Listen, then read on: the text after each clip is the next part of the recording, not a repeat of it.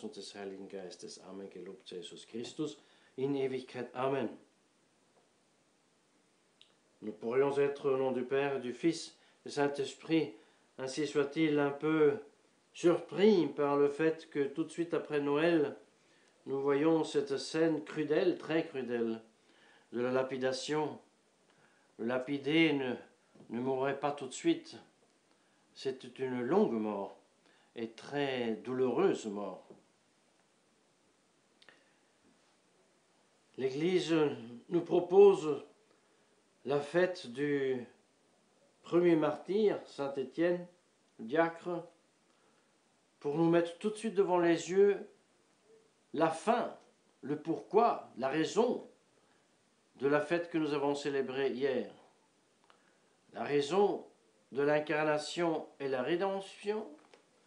Et la rédemption consiste dans ce fait que ceux qui acceptent Jésus-Christ, ceux qui se soumettent à Jésus-Christ, ceux qui acceptent la révélation.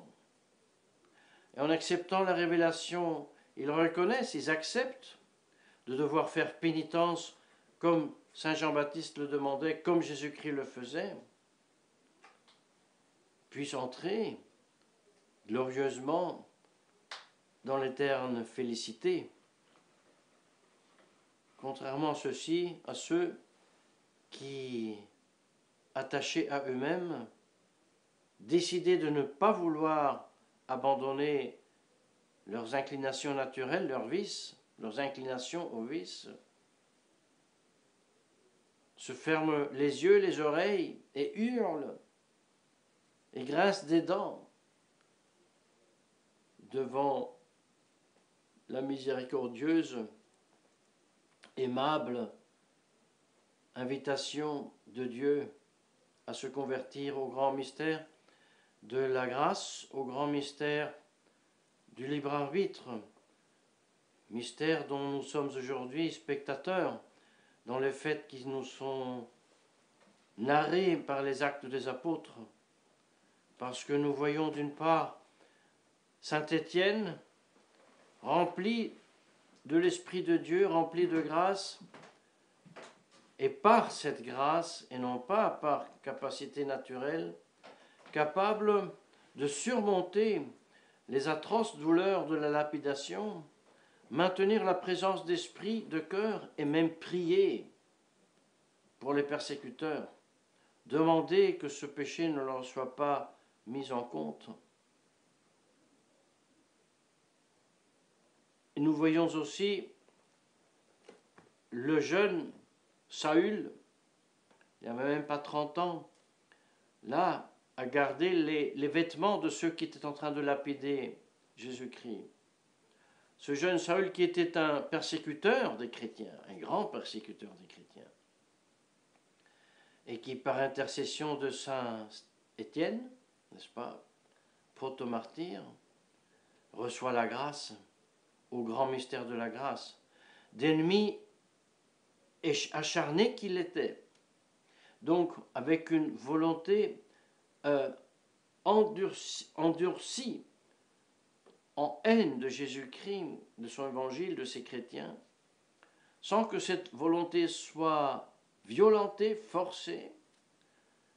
Mais voilà, au miracle de la grâce, cette volonté devient une volonté qui aime Jésus-Christ et qui se donne pour Jésus-Christ, dans un homme qui devient l'apôtre par excellence des gentils. Au grand mystère de la grâce qui fait augmenter en nous la gratitude pour l'incarnation et la rédemption et nous remplit d'espérance pour la conversion des pécheurs. La conversion tout d'abord de nous-mêmes. Bon, nous dirons que nous ne sommes pas pécheurs parce que nous nous sommes confessés, nous sommes communiés, c'est vrai. Mais l'ennemi reste en nous, la tendance au péché reste en nous. Elle va combattue tous les jours de notre vie, parce que le royaume de Christ, le royaume qu'il a instauré, un royaume universel, est un royaume intérieur. Les ennemis de ce royaume sont intérieurs, sont la triple concupiscence. Certes, une fois cette triple concupiscence vaincue, une fois la vie de sainteté instaurée, il est logique comme conséquence que ce royaume se manifeste aussi de façon extérieure, et non seulement dans la vie individuelle, mais aussi dans la vie domestique de la famille, sociale de la société, politique de la société tout entière, et combien le royaume social de notre Jésus-Christ est exigé par ce royaume intérieur qu'il est venu à instaurer, contrairement à ce qu'enseigne Joseph Ratzinger, je veux dire son concile, sa liberté religieuse, etc., etc., etc. Et alors, nous avons contemplé avec Saint Fulgence, qui, dans une merveilleuse homélie, met en parallèle le mystère de hier avec le mystère d'aujourd'hui. Hier, le roi qui naît dans le temps, aujourd'hui, le soldat qui, par sa passion triomphale, est né à l'éternité. Hier, le roi, revêtu de notre chair, sort du sein virginal de sa mère pour visiter ce monde, tandis que le soldat, aujourd'hui, sort de l'habitation de son corps pour monter triomphalement au ciel. Le roi, tout en maintenant sa majesté divine, mais endosse l'habit humble de notre chair et entre dans le champ de bataille de ce monde, tandis que aujourd'hui le soldat dépose la chair corruptible et monte pour régner éternellement au ciel. Le roi qui descend couvert du voile de notre chair, tandis que le soldat monte couronné du sang qu'il a versé. Le roi des rois qui descend dans la joie et dans le chant des anges, qui en même temps aussi accueillent les anges et leur chant. Saint Étienne dans les cieux. Le Seigneur qui sort du sein virginal de sa mère et le soldat qui sort de la prison de ce corps. Le roi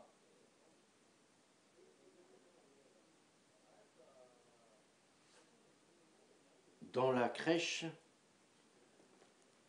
avec les, je ne me souviens pas, les fâches, n'est-ce pas, serrées dans la crèche étroite, tandis que le soldat entre dans l'immensité des cieux. Et tout cela, ce qui est passé hier, a le sens de ce que nous fêtons aujourd'hui. Si Saint Étienne a pu subir ce martyre tout en priant pour ses persécuteurs, s'il a pu voir le ciel, s'il a pu mériter une éternité si glorieuse pour son martyre, c'est tout par œuvre de notre Seigneur Jésus-Christ qui lui a d'abord mérité toutes ces grâces et qui a rendu possible le martyre de Saint Étienne. C'est pour cela le Christ s'est humilié soi-même pour nous exalter, pour rendre possible que nous, lui, le suivant, nous puissions atteindre aussi l'éternelle félicité. Voilà ce qui nous remplit de joie, ce qui augmente en nous la foi en Jésus-Christ, mais aussi l'espérance dans la conversion de pécheurs. Tous ces libertins, ces Cyrénéens, ces alexandrins, ces gens de l'Asie, de la Cilicie, tous ces hellénistes, c'était des hellénistes. C'était les Juifs à Jérusalem, ils étaient très nombreux, qui donc cultivaient la religion en langue grecque. On dit qu'il y avait même presque 500 synagogues de ces hellénistes.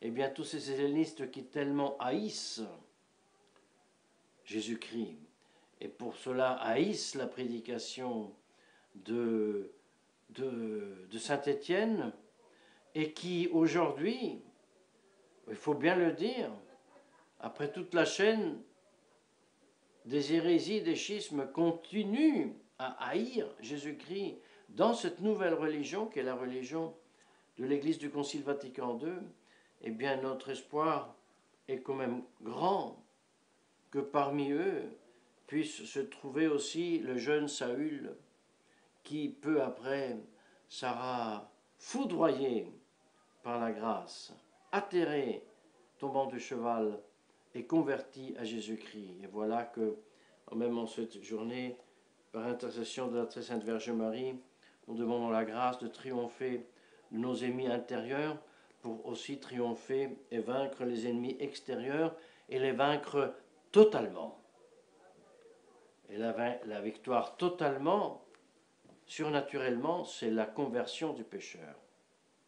Ce n'est pas le unconditional surrender des Américains, mais c'est le unconditional surrender de la grâce, quand l'âme se remet totalement à Dieu, parce qu'elle voit que, au lieu de perdre quelque chose de sa liberté, elle acquiert, elle augmente lorsqu'elle se donne à Dieu. La Dieu sous la mouvance, la volonté sous la mouvance de l'Esprit Saint, et si on peut dire encore plus libre qu'elle est de par sa nature. Que la très sainte Vierge Marie veuille nous venir en aide. Je vous souhaite encore un très saint Noël, au nom du Père et du Fils et du Saint-Esprit, ainsi soit-il.